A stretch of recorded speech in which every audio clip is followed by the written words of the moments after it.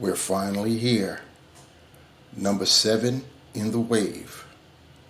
Lord Kevin Plunder, aka Ka-Zar. But that's not all.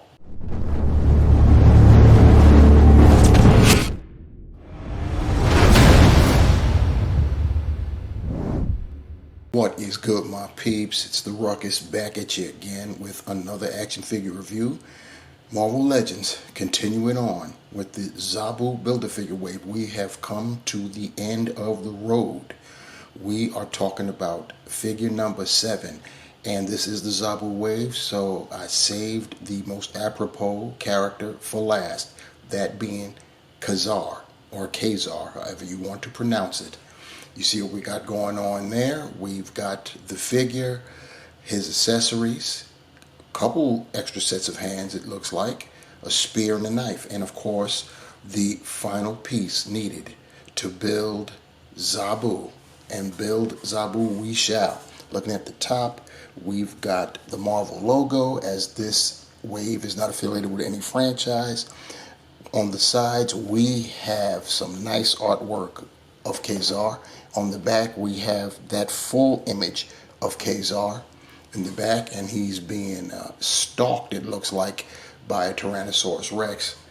And we've got the little readout off to our right, and below we've got an image of Zabu, and of course the 7 figures in this wave, 6 of which are needed to build Zabu. Ka-Zar is the last figure to do so, and Superior Iron Man is the lone figure that you do not need to build Zabu. Back to the front, there we go, as we look at Ka-Zar one last time in packaging. So here we have Ka-Zar out of packaging, Lord Kevin Plunder himself, Lord of the Savage Land, and what can I say? I mean, he's basically he's Marvel's Tarzan, so he's not going to be dressed all elaborately. In fact, all he's got going on is a loincloth and some boots. You know what I'm saying? He's on the Vulcan mold, which is great. So, we're going to get all of what we want, the butterfly joints and everything else, pinless joints. Got it going on. The head sculpt is, we'll check that out and see how good that looks. I'm quite sure it's going to be fine with today's digital printing. And, yeah, I think that's going to be on and cracking for us. Ka-Zar comes with the final piece we need to build Zabu. And you see it is the right forearm or forelimb. And we're going to set that aside, and we'll get to Zabu and build him a little bit later. We also have a knife for Ka-Zar. You see that it's basically molded in like a gold color, and the blade itself is basically painted in silver. And you saw before that we get a couple sets of hands. He comes with some. Oh, get out! Okay, there we go. So we're in frame. We're not blurry now. We've got a pair of fists, and we also have a pair of trigger fingers, which is crazy unusual. I know we've got them just for their grasping ability, but the trigger part is very curious. He comes out of packaging with some graspers. And Ka-Zar also comes with this spear molded in a brown, and you see that the wrapping is painted like a kind of like an off yellow, and then the blade itself is painted in like a very dull gray to make it seem like the blade was made out of, I believe, stone and just sharpened. And those are the accessories that we get with Ka-Zar. And now looking at Ka-Zar himself, of course, with that head sculpt, once again, looking pretty good. If I'm not mistaken, though, the eyes are kind of looking up. So I guess he's meant to, let me turn the head down a little bit to look, there we go, that looks a little bit better. He's looking like he means business. But yeah, if you have the head tilted a certain way, his eyes seem to be looking up.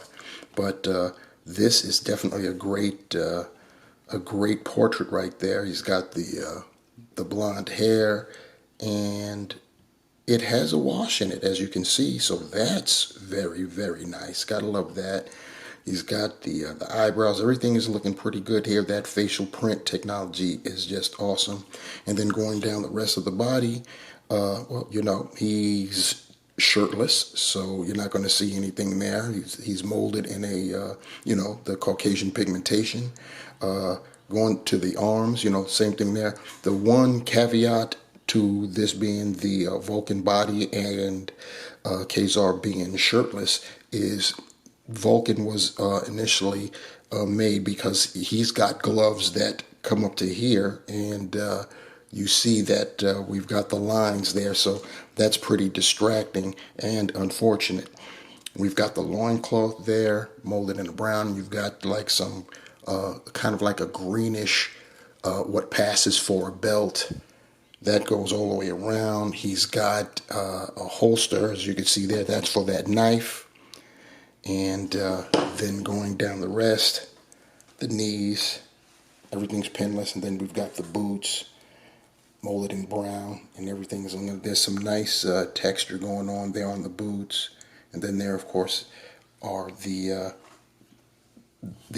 feet part of the boots. Articulation-wise, head is on a ball hinge. Because of the hair, you can scratch the going back, but he can look down. He doesn't have any pivot, but he can rotate. You know he can T-pose. We've seen the Vulcan body mold before. He can T-pose. And then, of course, with the butterfly joints, let's see how far back he can rear.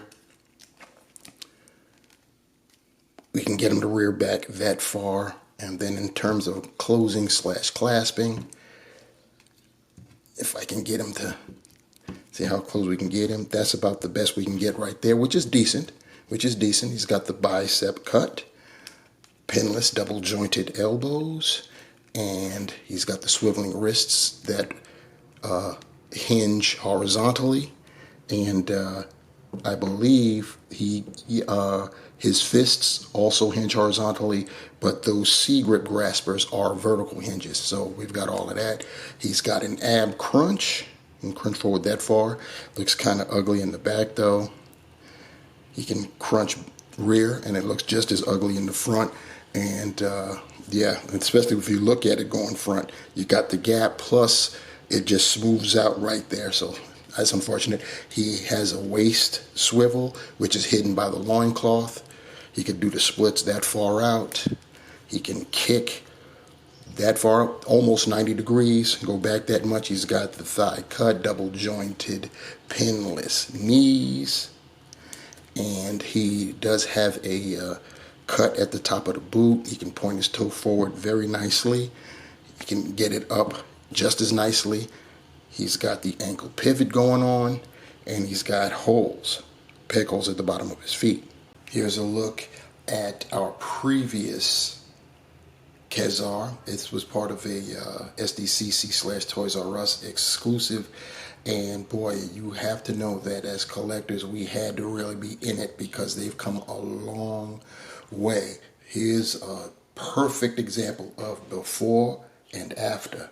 And from that same set, we have Shauna the She-Devil, Kevin's wife. And there are a lot of people who felt that we should have gotten her in this wave as well. But I say it would have been ideal, but I say this: how often has Hasbro completed any, you know what I'm saying, team or pair or duo? Not often. They always make us wait. And I have no doubt we're going to get Shauna, just not yet. And as I promised, or at least intimated last video, that I might make this a twofer and do Zabu here, simply because as pairs go, we did get a pair, the original pair, which is Ka-Zar and Zabu, together. So I figured it would be only appropriate to do the Build-A-Figure, which is Zabu, now. So we're going to go ahead and put him together.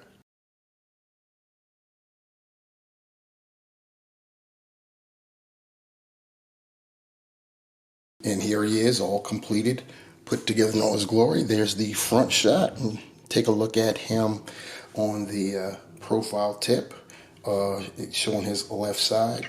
And Hasbro did their homework when researching Smilodons, aka saber-toothed cats, and they got it right. Short tail, hind limbs shorter than the front limbs, which is the way how they were. They were thicker, well, at least the species that Zabu is supposed to be representing, which is Smilodon populator, which is the largest known species of saber-toothed cat. And then you got the mane there, and of course there's the teeth. So yeah, Hasbro's done a pretty good job. Let's see how well they did on the detail side of things. The digital printing extends, their excellence extends even to here. Zabu's got some nice looking green eyes, as you can see right there. That's just crazy. The black snout and everything else. The teeth looking good, especially the saber teeth. The jaw is articulated, so we can open that up to get a look inside of Zabu's mouth. And they do open wide, just like a true saber-tooth's maw would be, gape would be. And then looking on the inside, yeah, looking nice and wet. The tongue is looking very nice. The teeth sculpted in the back there. And looking at the top there, you got that top palate. Pretty good. Hasbro did a good job. And then, of course, you look at the rest. I had stated before when we were going through the individual pieces before that it would have been nice if Zabu had come with a wash to bring out all the detail from the fur, because Hasbro really did it up with the fur. Even on the underbelly, it's looking real nice there. We even got pads for the feet. Like I stated before in all the videos that had the legs as part of the piece that came with the figure. The Smilodon's claws are non-retractable. They're always out. And they are known as saber-toothed cats. They're not tigers. They're not even closely related to tigers. You should be able to tell that just from looking at the body style. Then, of course, going to the back, we've got the tail and everything else. As far as the articulation on our Zabu is concerned, his head is on a ball joint, so he can go up and down like that, and he can turn side to side. So that's cool. I already showed that his jaw is articulated. Even his neck, with the fur pieces, you can turn that and get different types of poses that way with the mane, we'll call it. The legs, forelimbs, can rotate front and back, and they can splay out, as you can see right there. I think this one, yeah, this one wanted to come off. Push that one back in. You've got articulation here at the, we'll call it his elbow, and then he's got articulation at the paw, so he can go down, point his toes down and up that much. And he does have ankle pivot there at the paw. He's got mid-torso articulation, so you can go left, right, up, down, and you can rotate it. Hind limbs, of course, you've got rotation there. He's got articulation at the knee and at what is referred to as the ankle when it comes to the hind limbs. And then, of course, he can point the toe forward. He can point it up. And, of course, he's got ankle pivot there as well.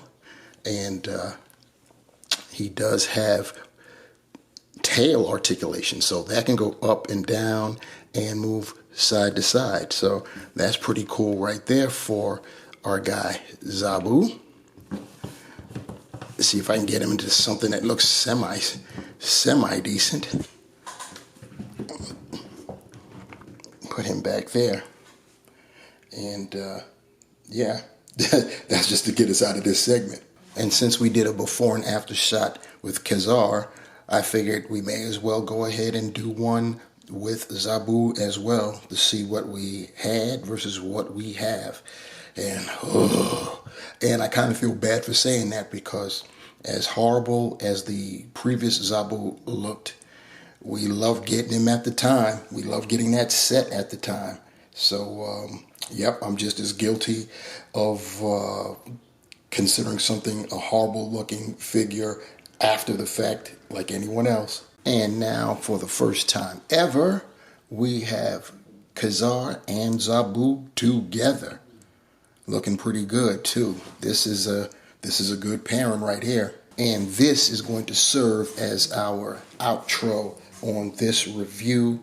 We have taken a look at Ka-Zar, the last of the Zabu Build-A-Figure wave, and in the same review, we put together Zabu, and we've got them paired up now. You saw them together in the woods chilling, and now they're not chilling, as they have encountered, well, Ka-Zar is going up against the Pyroraptor, and Zabu is going up against, you know it, a Velociraptor. And yes, take a look at it. That is what a Velociraptor really looks like. Of course, he's not that big, but that's what they really look like. Anyway, I had to go ahead and dip in my Beasts of the Mesozoic pile to come up with these two guys so we can put together this diorama. Let me know what you think about it. Mixing and matching, I think it looks pretty good, especially going impromptu like this. This is definitely going to be great. I'm almost contemplating making this my cover shot, but I'm not going to do that. I'm going to stick with what I normally do with my thumbnails and keep it like that. This will just be in the pictures that I'll post on Instagram. And yeah, so anyway, my summation of Ka-Zar, pretty doggone good, I don't like the fact that he's got those lines that were for sleeves, if you will, on the Vulcan figure. So we still have those lines, and I'm going to take care of those lines. And I believe that's going to be for the next video, and I'll get to that in a second. Other than that, Ka-Zar looks great. The head sculpt looks fine. And as for Zabu, excellent Build-A-Figure. We've got our first animal Build-A-Figure for Marvel Legends. Hopefully it won't be the last. There's a few other animals we can think of, companions, Lockjaw for one, but we need to get more Inhumans for that too. Anyway, they look pretty good. I decided to double up on this so I can have Ka-Zar and Zabu together. Next video is going to be the wrap up. I'm going to have the wave out, and I will rate them, worst to first, and we'll get it done like that. So yeah, so I don't want this video to run too long. It already is, because it's a double up. So I figured it's best to do that and just have an end cap video to the Zabu Build-A-Figure wave. So like, share, subscribe. Let me know what you think about this little diorama. What do you think about Zabu? What do you think about Ka-Zar? Right? And we'll get to the entire wave and what you think about them with the next review. And that's how we'll get it done.